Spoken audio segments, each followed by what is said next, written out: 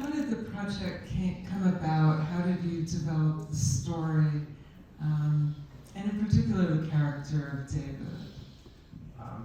I heard this small detail about that no Ashkenazi guards were allowed to guard Eichmann. I was struck by that. And when you're following a certain path of things, sometimes you get out of rabbit holes.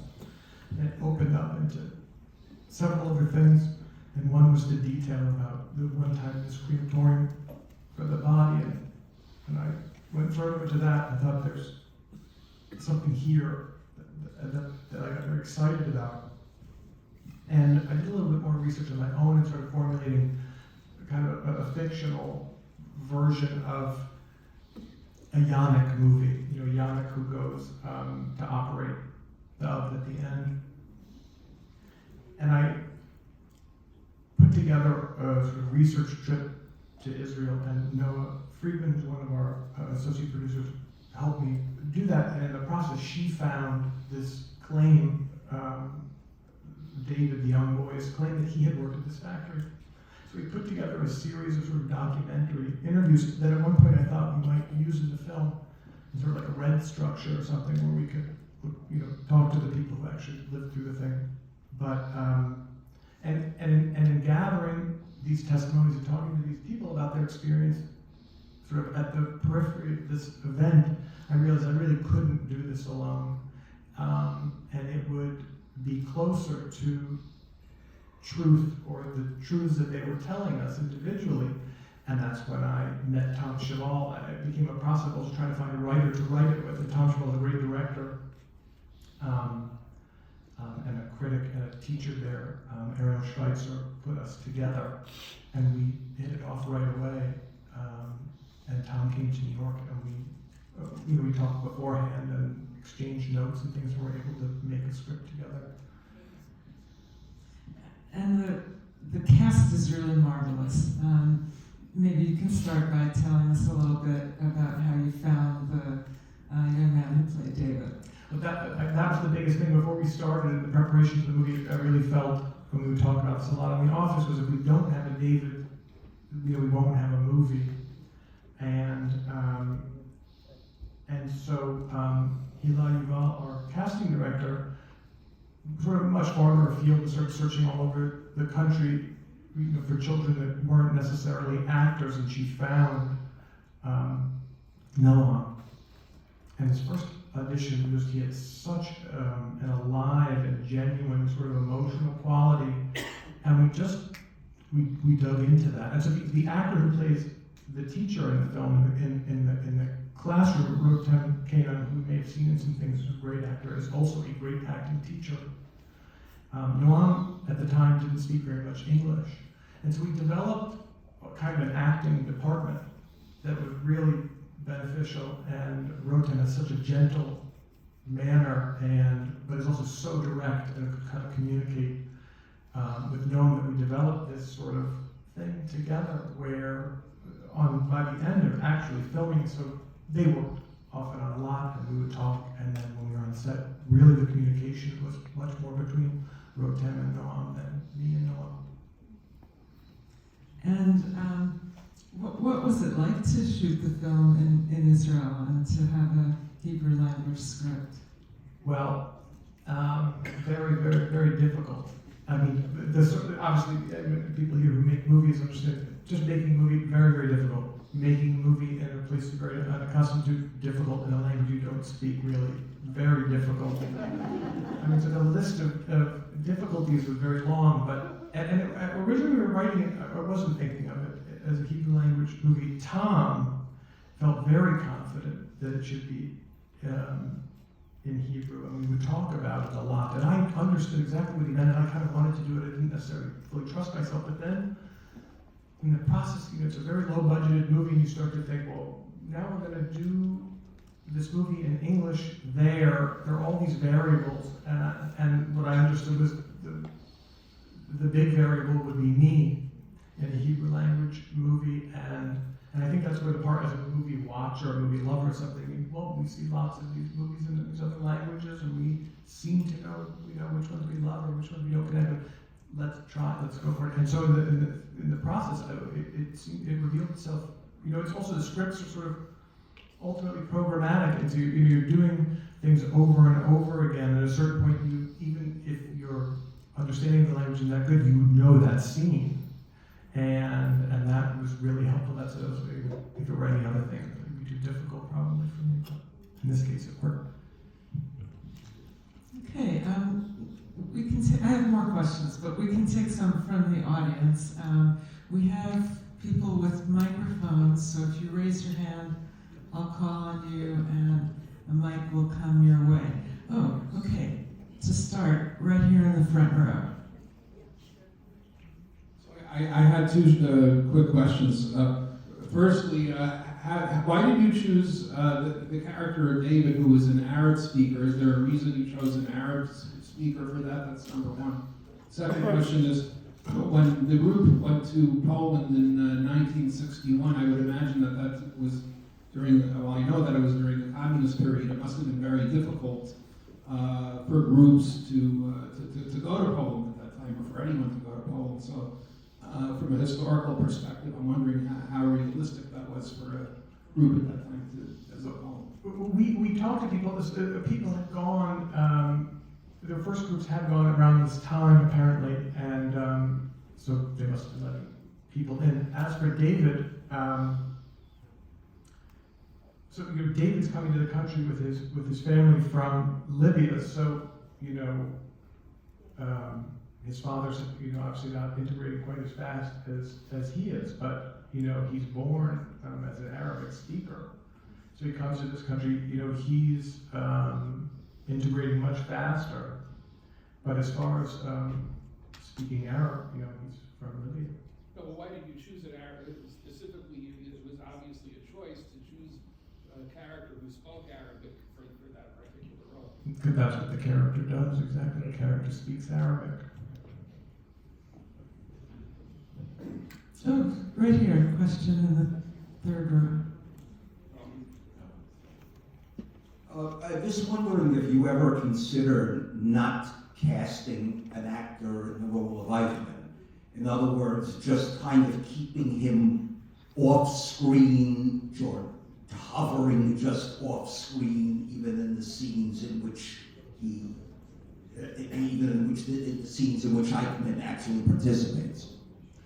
I never considered not having him in it at all, and as you say it, I think maybe one of the reasons it never came to mind was that it feels like it almost underlines it too much. I feel like we're right on the edge. I mean, I like to think that we balanced it just right in this idea of, not wanting to make a full character out of him. Audience members are bringing their own feelings about all of it with them, and so my feeling is I'm not interested in making a movie about Adolf Eichmann as a character. Just the idea, even if we could psychoanalyze it, or him, where does that get us now? And, there's a book that's out of print that somebody else should make, that Reverend Hull, who's sort of in the background, had complete access to him while he was in prison, and I think had 13 or 17 visits with him. And it's all written in a book. His wife spoke German, and they would go there and have these meetings with him. They were trying to convince him to accept Christ so he wouldn't go to hell. And it's a fascinating book. And what's his first name? I think is William Hull, Reverend William Hull. It's out there. I found it, but it's a used book somewhere. If I'm not mistaken, the film was mostly shot on 16 millimeter? Completely. Totally, completely. And I think the first one in almost a decade there. So that was its own, height of COVID, film. Luckily, Duty, one of our great producers, is not here. I think in the last time he could participate with us, he said he wanted to kill me. But it worked out. No problems. An amazing lab in Romania where we would ship it, and no snafus. And Yaron Sharf, of course. Yaron Sharf is a great cinematographer based there. And I'm accustomed to working with somebody that I've worked with a few times that I like very much, but when I went to make the movie in Hebrew, I also wanted to try to fortify myself with as many people who could whisper in my ear and say, that was not right, or that was bad, you know? So it all shifted. Also, everything was shut down. I couldn't bring any, collaboration outside. But he's so wonderful. He photographed our boys, and so many great things there.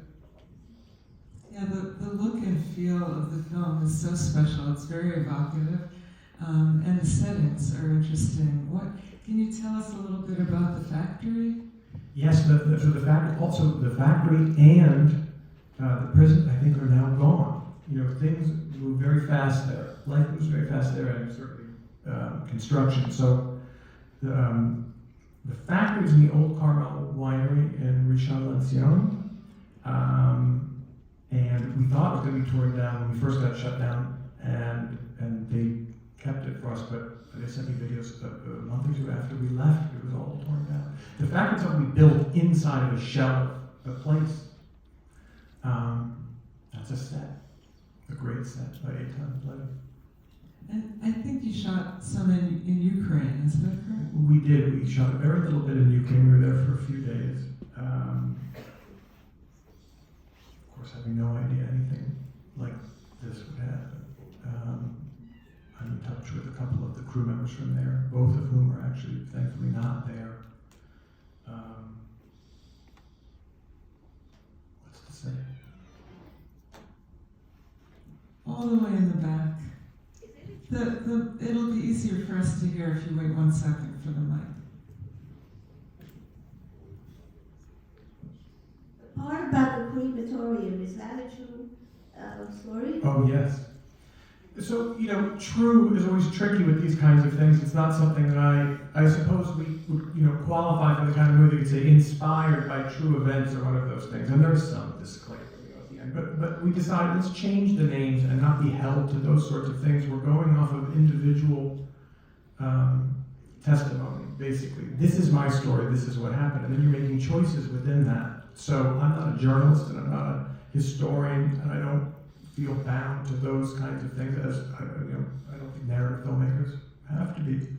So in a way, I feel like it's almost better to further distance yourself from those kind of things. Well, Eichmann's different. That's a public fact. And yes, he was burned in the oven, and he was held in these prisons, and he was guarded by, non-Ashkenazi guards. And so all of those things. But then the rest of it, you have this young, movie young boy now, an older man, telling you, I participated in this. And then you talk to his colleagues who say, no kid worked there. So we're making a choice to tell the story from David's perspective. I believe David, but it doesn't mean it's... And I think that's part of, obviously, what the ending of the movie is, who gets believed. When you start to work testimony and those things into a story like this, and we think about how it applies to the Holocaust in particular, and the way we're going to interact with it. Soon, the Poland section of the movie is based on Mickey Goldman. Mickey Goldman's still alive at 97. Ron, his son, is one of our producers and a great friend.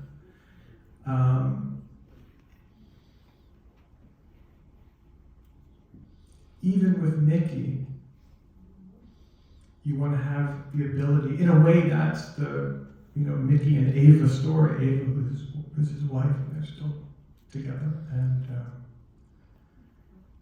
but I don't want to say it's Mickey, because Mickey didn't necessarily say those words that way. And yes, this goes in a certain way, but did he take a trip and go to Poland and get challenged about these things and have this sort of that way? No.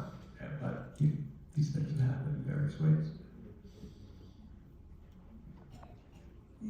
The haircut scene is very intense to watch. Was it as intense to film it? Everything, we had to do, it was a very, very, very short schedule. So, everything was planned as best we could, but we had tremendous problems. The first night of the shoot, there were two 16mm cameras in Israel. We had been told had been serviced, before we started. They both broke the first night. And there was a third one that was on a commercial somewhere. And we were waiting. There was an hour of the night where we just we're sitting there waiting for this camera to appear. Yeah. Yeah. Question right here.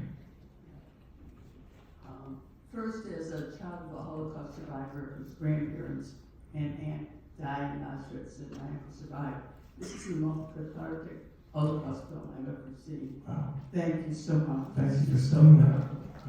Wow. As a documentary filmmaker who knows Turkey well and also has done several Holocaust films, you have my total kudos.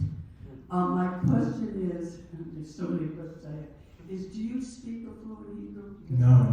I mean, I can read it. I have, bar mitzvah Hebrew, but it improved a lot on this. Did you have a translator on the set? Because when I did Partisans of Oh no, we did. I'm just curious. Everybody speaks English so well, That's true. and the only person who wasn't quite there was the young boy, and that was very easy to have people kind of. So we didn't have to have a real interpreter because everybody's kind of speaking to me in English. And did I couldn't get the letter because I thought he No. no. So that's almost like a figment. One of these things that come up. What do you do with these things when they happen? And there is this concerns. There's wife coming and how they're notifying her and things. And what are your release plans? You want to tell everyone to see the movie? Well, yes. I mean, so we have some of our people from Cohen Media who are releasing the movie, and I think they haven't quite landed on their date yet. I know they'd like to do more showings like this around the country. So I hope we'll do a lot of it. It's so nice to sort of show to a full audience. Any other questions? Oh yes, right here, front row.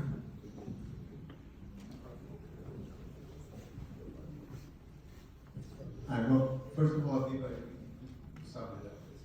But now, it is just, let me tell you my story. 1961, we were in Poland. Just thinking about the Eichmann, everybody was crying, including the Polish cameras. Okay, the whole idea of getting Eichmann out of Argentina was never discussed. Like, oh, this is a legal issue. How would you? No, it was just tears of joy. And the only thing was we were shaking. My God, will Israelis do the right thing, or do they let them go? And as for the comments I would mention 61. In 61, American people were coming to Auschwitz. There's no doubt about that. Israel and Poland at that time were very close. It's only the 6-day war which blew everything apart. So, after he was done with that monster, and in Poland, Jews, Polish people, Christians, most of them, everybody was on the same page. It was a monstrosity. So when I came to the United States and read Eichmann in Jerusalem, the finality of evil, I said, really, you want to really discuss that?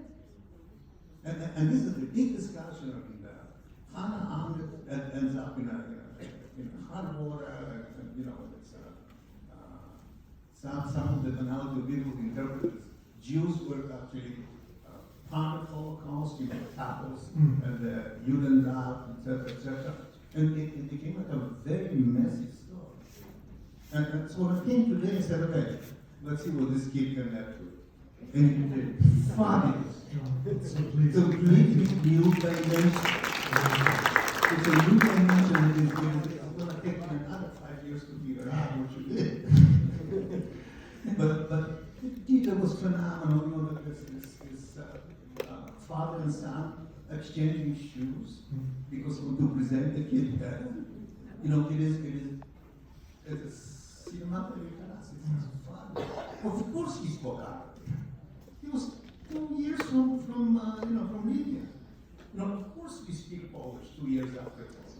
It's very natural. Ground, really ground. Thank you so much. That means so much. Well, I think that's a wonderful note to wrap things up. Sure is. Thank you so much. Please, thank you. We really appreciate it.